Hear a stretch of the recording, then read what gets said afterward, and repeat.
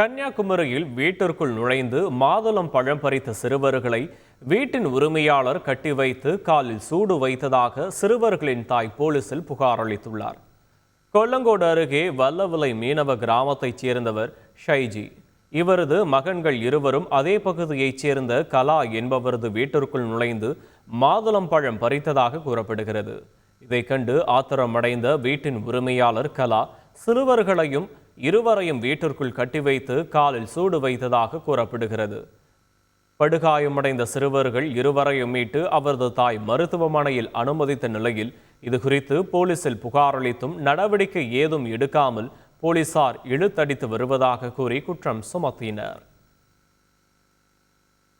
நான் என தம்பியும் நூட்டன் ஒரு வீட்டில் கழிக்க போனேன். இப்போ நான் ஒரு ஃப்ரூட்டு பறிக்கேன். இந்த ஃப்ரூட்டு பறிச்சப்போ அவங்க அம்மா வீட்டில் கூட்டிகிட்டு போய் சேரில் கட்டி வச்சு எங்களை அடித்தாங்க. அதோட சூடு வச்சாங்க.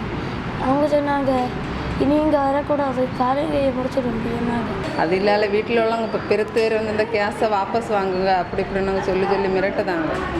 போலீஸும் கேஸ் எடுக்கலை, அதனால தான் அவங்களுக்கு தக்க நடவடிக்கை எடுக்கணும்னு சொல்லி இது பண்ணாங்க. செய்திகளை உடனுக்குடன் தெரிந்து கொள்ள உடனே சப்ஸ்கிரைப் பண்ணுங்க.